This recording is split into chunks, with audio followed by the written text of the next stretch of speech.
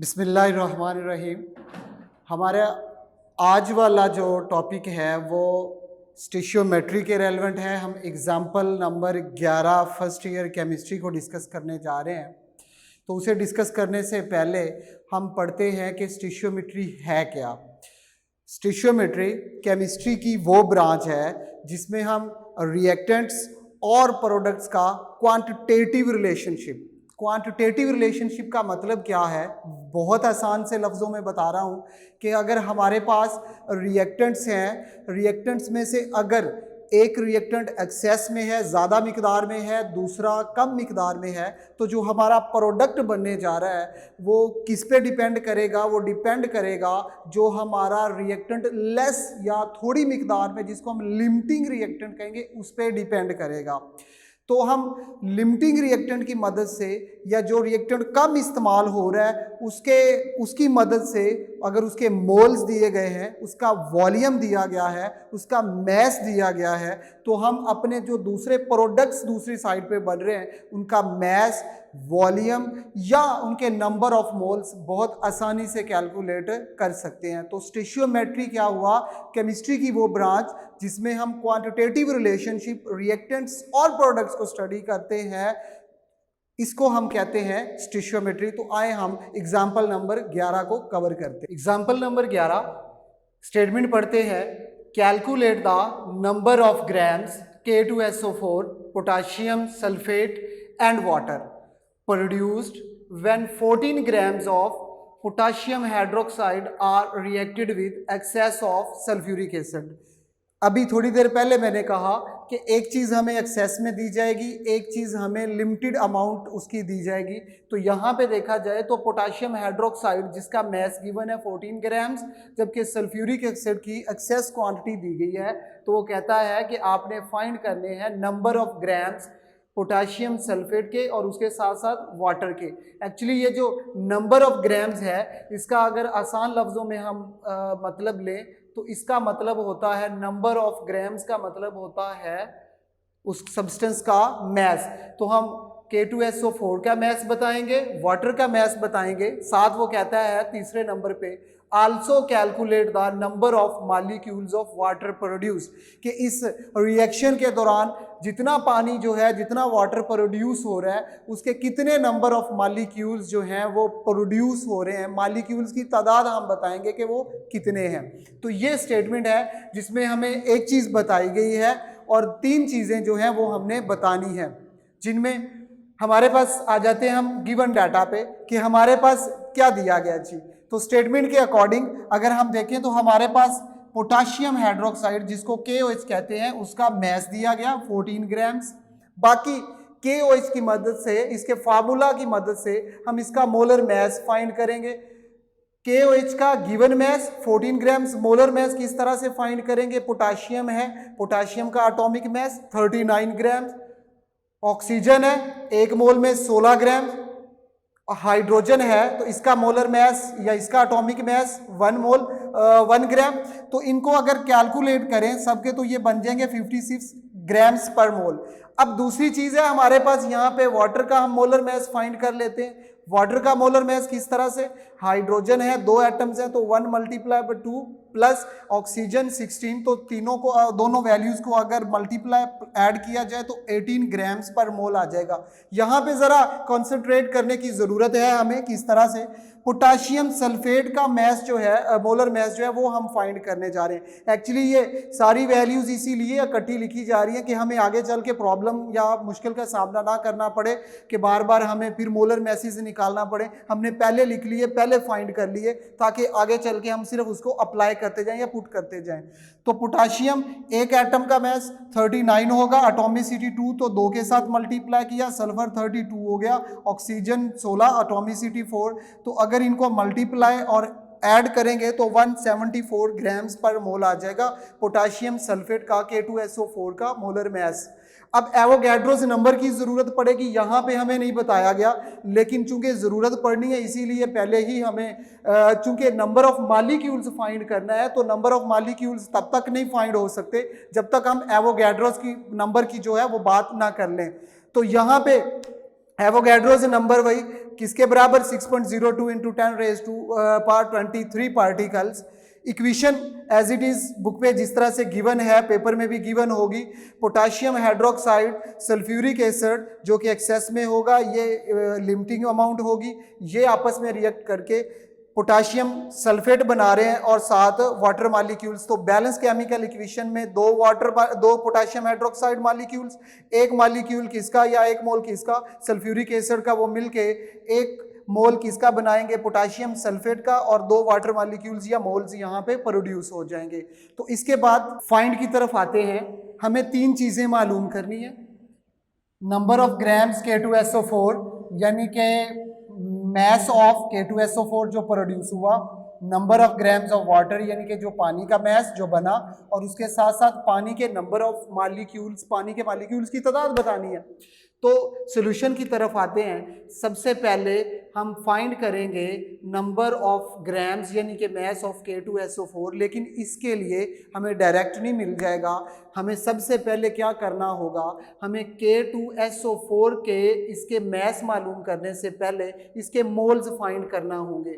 तो इसके मोल्स किस तरह से फाइंड होंगे, वो डायरेक्ट फाइंड नहीं होंगे, बल्कि हमें रेफरेंस मेथड इस्तेमाल करना पड़ेगा, फिर जाके कह लें कि वो फाइंड होंगे K2SO4 के मोल्स, क्योंकि इसका मैस तो गिवन नहीं है। अगर इसका मैस गिवन होता तो हम इजीली फाइंड कर लेते K2SO4 के मैस या मोल्स। तो सबसे पहले अब हम रेफरेंस मेथड यूज करने जा रहे हैं। तो पोटाशियम हाइड्रोक्साइड जिसका मैस गिवन है, हम उसके मोल्स फाइंड करेंगे। तो मोल्स ऑफ पोटाशियम हाइड्रोक्साइड ये किसके बराबर होगा, इसका formula given mass of potassium hydroxide divided by molar mass of potassium hydroxide given. तो क्या आ जाएगा हमारे पास, गिवन मैस पोटाशियम हाइड्रोक्साइड का हमने अभी कहा 14 ग्राम्स, और उसका मोलर मैस हमने अभी निकाला 56 ग्राम्स पर मोल निकला। तो पोटाशियम हाइड्रोक्साइड के जो मोल्स हमें मिले, पोटाशियम हाइड्रोक्साइड के 0.25 मोल्स। अब हम रेफरेंस मेथड को इस्तेमाल करेंगे। ये जो मतलब फाइंड किया है पोटाशियम हाइड्रोक्साइड, इसकी मदद से, इनके मोल्स की मदद से हम K2SO4 के मोल्स फाइंड करने जा रहे हैं और फिर मैस फाइंड करेंगे। मोल्स ऑफ K2SO4 कैसे, रेफरेंस इस्तेमाल करेंगे, स्टिशियोमेट्री को अप्लाई करेंगे कि एक सब्सटेंस के मैस या मोल्स गिवन हो, दूसरी सब्सटेंस के मैस या मोल्स या वॉल्यूम फाइंड किया जा सकता है। तो बैलेंस केमिकल इक्वेशन के मुताबिक अगर हम बात करें तो 2 मोल्स पोटाशियम हाइड्रोक्साइड के इस्तेमाल हो रहे हैं। तो बैलेंस केमिकल इक्वेशन कहती है 1 मोल पोटाशियम हाइड्रोक्साइड का प्रोड्यूस हो रहा है, बहुत सादा सी बात। लेकिन हम यूनिटी पे लेके आएंगे, अगर इसका 1 मोल इस्तेमाल हो तो इसका जो है वो आधा मोल तैयार होगा, इसके 1 मोल से इसका आधा मोल, क्योंकि ये 2 है तो ये 1 बन रहा है, तो जब ये 1 होगा तो ये आधा होगा। ये हो गया according to balanced chemical equation. अब अगर हम एक्चुअल में जाएं तो एक्चुअल में हमारे पास जो KOH के मोल्स हैं वो तो हैं 0.25, ये अभी हमने देखा यहाँ पे। तो इधर भी 0.25 से मल्टीप्लाई कर दिया, 1/2 की जगह पे मैंने 0.5 लिख दिया, यानी कि हाफ लिख दिया, और 0.25 के साथ इधर भी मल्टीप्लाई कर दिया, उधर भी मल्टीप्लाई कर दिया। तो यहाँ पे इन दोनों को मल्टीप्लाई किया तो 0.125 मोल्स आ गए किसके, पोटाशियम के सल्फेट के, यानी कि 14 ग्राम्स या 0.25 मोल्स KOH के बदले में जब ये सल्फ्यूरिक एसिड से रिएक्ट करता है तो पोटाशियम सल्फेट के 0.125 मोल्स प्रोड्यूस होते हैं। तो moles of K2SO4 are produced 0.125 moles. ये आ गए हमारे पास मोल्स। अब इन मोल्स की मदद से वेरी सिंपल हम एवोगैड्रोज नंबर से इनको मल्टीप्लाई करेंगे और हमारे पास K2SO4 का मैस आ जाएगा। तो पोटाशियम सल्फेट का मैस या नंबर ऑफ ग्राम्स, फार्मूला क्या है, मोल्स जो अभी हमने फाइंड किए उनको मल्टीप्लाई कर देंगे किसके साथ, मोलर मैस ऑफ K2SO4 के साथ जी। तो मोल्स कितने हैं 0.125 जो K2SO4 की अभी हमने फाइंड किए, मोलर मैस K2SO4 का हमने फाइंड किया था 174 ग्राम्स पर मोल। तो दोनों को अगर मल्टीप्लाई करेंगे तो मैस ऑफ या number of grams of K2SO4 इन दोनों को मल्टीप्लाई करने से वो 21.75 ग्राम्स आ जाएगा। तो ये पहली चीज़ जो है वो हमने फाइंड कर लिया। अब आते हैं दूसरी चीज़ पे, जो है कि पानी के मैस या पानी का मैस या नंबर ऑफ जो ग्राम्स हैं वो फाइंड करने हैं। तो वेरी सिंपल, वो भी हम कंपैरिजन मेथड से ही करेंगे, इस तरह से कि पोटेशियम हाइड्रोक्साइड को एक तरफ लेंगे, दूसरी तरफ किसको ले लेंगे, वाटर को, क्योंकि वाटर का भी मैस तो गिवन नहीं है। तो क्या किया, बैलेंस केमिकल इक्वेशन के मुताबिक 2 मोल्स पोटेशियम हाइड्रोक्साइड अगर इस्तेमाल होता है तो 2 मोल्स ही किसके पैदा होते हैं, वाटर के। पोटेशियम हाइड्रोक्साइड के 2 मोल्स के बदले में बैलेंस केमिकल इक्वेशन में 2 मोल्स पैदा होते हैं वाटर के। अगर यूनिटी मेथड के थ्रू, प्रोसेस के थ्रू अगर ये 1 इस्तेमाल होगा तो ये 1, लेकिन एक्चुअल में जो KOH इस्तेमाल होता है, यूज़ हो रहा है, वो 0.25 मोल्स यूज़ हो रहे हैं। इनको 1 से मल्टीप्लाई कर दिया, इधर भी 0.25 को मल्टीप्लाई कर दिया 1 से, तो यहाँ पे वाटर के जो मोल्स आ रहे हैं वो भी कितने हैं जी, 0.25। तो अब ये आ गया कि moles of water produce 0.25 moles. चूंकि यहाँ पे, यहाँ तक आगे के नीचे वाला आ रहा है, चलो, तो हमें चूंकि हमारा टारगेट है पानी का मैस मालूम करना यहाँ पे, तो पानी का मैस फाइंड करने के लिए मोल्स मालूम हो गए। मोलर मैस का हमें पता है, वो हम पहले फाइंड कर चुके हैं कि वो उसका 18 ग्राम पर मोल होता है। तो 0.25 को यहाँ पे जो है 18 से मल्टीप्लाई कर देंगे तो हमारे पास 4.50 ग्राम्स आ गए, किसके जी, वाटर के।